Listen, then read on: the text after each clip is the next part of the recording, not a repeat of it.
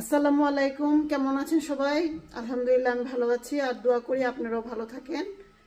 আজকে আমি চালের গুঁড়ি বানাচ্ছি। আমি তেলের পিঠা বানাবো। কেউ কেউ তেলের পিঠা বলে, কেউ পোয়া পিঠা বলে, যে যে নামই ডাকুক না কেন, তেলের পিঠা, তেল দিয়ে বানাবো তেলের পিঠা। তো সেটা বানানোর জন্য আমি কালি জিরা যে পোলার চালটা আছে সেটা ভিজিয়ে রেখেছিলাম, সারা রাত ভিজিয়ে রেখেছিলাম। তারপরে সকালে ধুয়ে একটু শুকনা করে নিয়েছি। তারপরে এখন এটাকে আমি ব্লেন্ডারে ব্লেন্ড করে গুঁড়ি করে নিচ্ছি।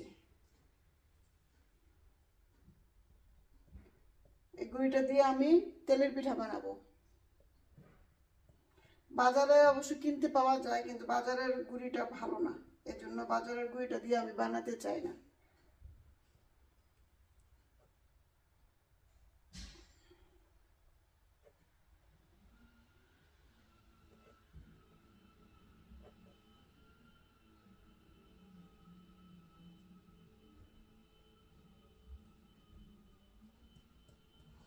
পিঠা খাবো মজা করে, আর একটু কষ্ট করব না, সেটা তো হয় না। সেজন্য আমার কাছে মনে হয় আসলে রেডিমেড গুঁড়ির থেকে এভাবে করে নিজে যদি করে নিতে পারে, একটু কষ্ট হয় কিন্তু তবু তো ভালো। আর প্রিয়জনদের ভালো ভালো খাবার খাওয়াতে ভালোই লাগে, কার না ভালো লাগে বলুন? সবার কাছেই ভালো লাগে।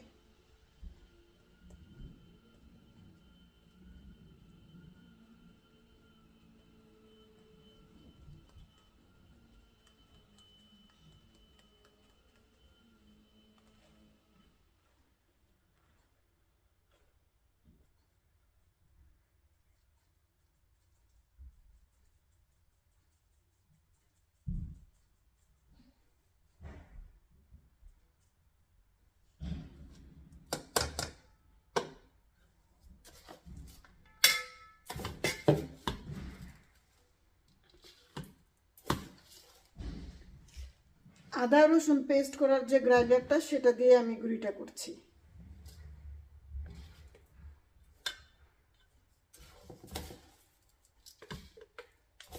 আর এই যে চালটা, এটা আমি আগের দিন ভিজিয়ে রেখেছিলাম, তারপরে ধুয়ে একটু ড্রাই করে নিয়েছি। এখন এটা আমি ব্লেন্ড করতেছি।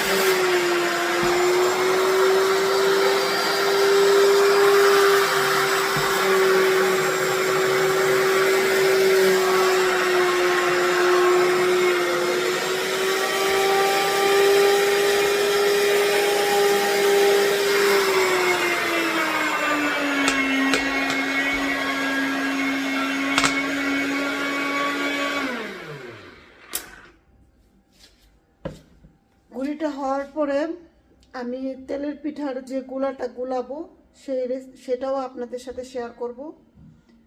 তো আমি গুঁড়িটা বানিয়ে নিই।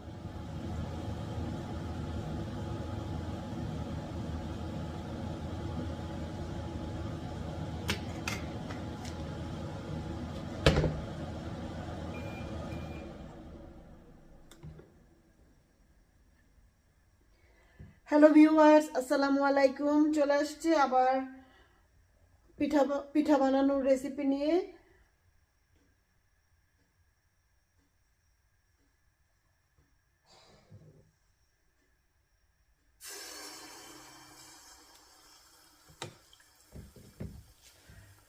আমার গুঁড়ি বানানো শেষ, এখন আমি পিঠা বানাচ্ছি। তবে আমি আজকে আপনাদেরকে পিঠা বানানোর যে গোলাটা, যে ব্যাটারটা আমি রেডি করেছি, সেই রেসিপিটা আপনাদের সাথে শেয়ার করতে পারি নাই।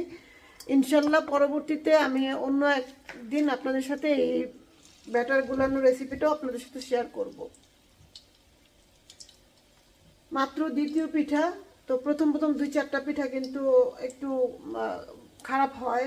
আপনারা জানেন হয়তো বা অনেকেই যারা পিঠা বানান রেগুলার, যে পিঠা প্রথমে 2-3টা একটু খারাপ হয় বা একটু অন্যরকম হয়, তারপরে আস্তে আস্তে ব্যাটারটা ঠিক হয়ে গেলে, ব্যাটারটা যখন সেট হয়ে যাবে তখন হচ্ছে পিঠাগুলো পারফেক্ট হবে। মানে 2-4টা পিঠা এরকম হবেই, এটা কোনো সমস্যা নাই। তারপরে আস্তে আস্তে পিঠাগুলি যখন ব্যাটারটা সেট হয়ে যায় তখন পিঠাগুলি সুন্দর হয়।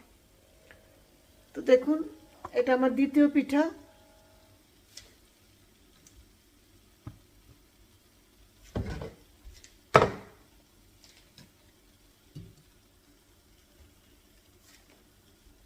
আরেকদিন আপনাদের সাথে আমি ব্যাটারের রেসিপিটা শেয়ার করবো ইনশাল্লাহ। আমাকে কমেন্টস করে জানাবেন কারা কারা তেলের পিঠা খেতে ভালোবাসেন। আর আমাদের এখানে শীত চলে আসছে, তো শীতের পিঠা তো খেতেই হবে। আর আমার কিন্তু আসলে বেশি পছন্দ হচ্ছে ভাপা পিঠা। আর আপনাদের কার কোনটা পছন্দ আমাকে কমেন্টস করে জানাবেন। ইনশাল্লাহ আমাদের একটা পিঠা উৎসবও হবে, যদি হয় আমি আপনাদের সাথে সেই পর্বটাও শেয়ার করবো ইনশাল্লাহ।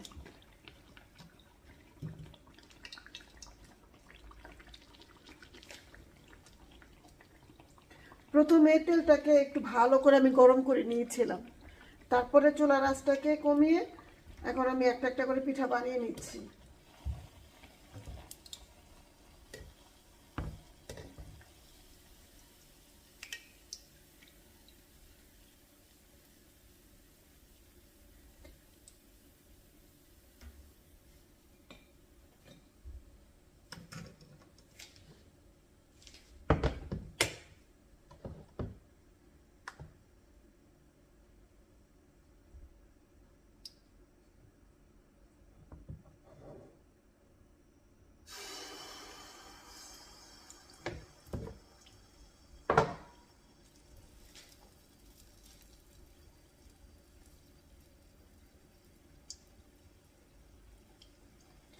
আমি সবসময় যে কোনো পিঠা বানাইলে আমি কালিজিরা যে পোলার চালটা আছে সেটা ভিজিয়ে রাখি আমি আগের দিন রাতের বেলা।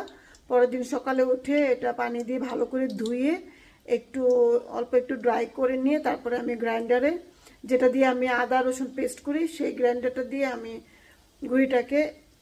চালটাকে গুঁড়ি করে নিই। তারপরে ওই গুঁড়িটা দিয়ে আমি সব পিঠা বানাই।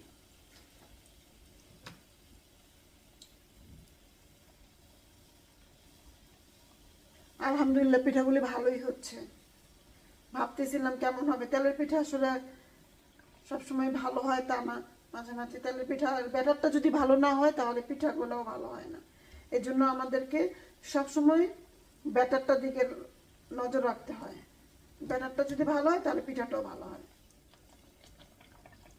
আর আমি খেজুরের গুড় এবং আমি যে মিষ্টি বানাই সেই মিষ্টির যে শিরাটা থেকে যায় সেই শিরাটা দিয়ে আমি সেই শিরাটা আমি ফেলে দিই না, সেই শিরাটা আমি কাজে লাগাই।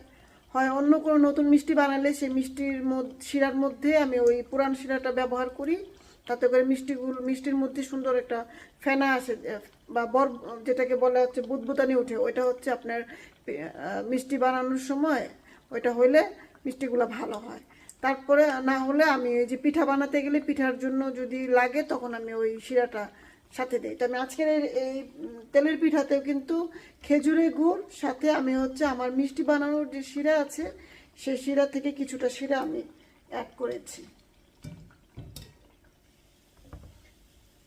ইনশাল্লাহ অন্য কোনো একদিন আবার যদি আমি পিঠা বানাই তাহলে আপনাদের সাথে ব্যাটারের রেসিপিটা শেয়ার করব।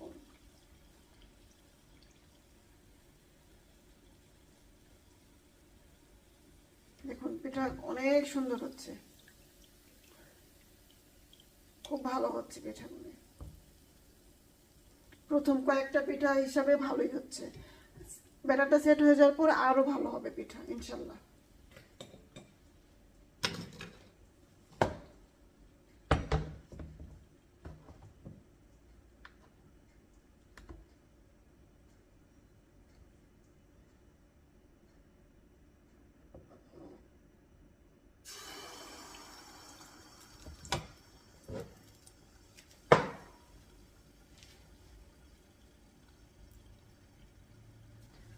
একটু পরে আমার বাসায় কিছু আমার বন্ধু বান্ধবের মতো পরিচিত যারা আছে যাদের সাথে আমরা একসাথে চলাফেরা করি তাদের মধ্যে কেউ কেউ আসবেন।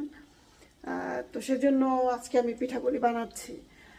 সানডেতে আমাদের একটা বারবিকিউ প্রোগ্রাম আছে, সেজন্য কিছু কাজ আছে, সেজন্য আমাদের বাসায় কিছু গেস্ট আসবেন, তাদের জন্যই আমি আজকের এই পিঠাগুলি বানাচ্ছি। দেখুন পিঠা কি সুন্দর করে ফুলে গেছে, দেখুন।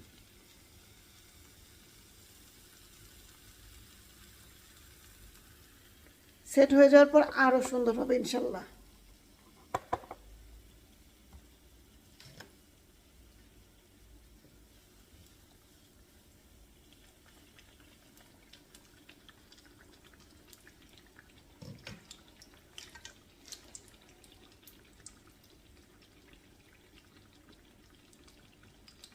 তো আমি পিঠাগুলি বানাই।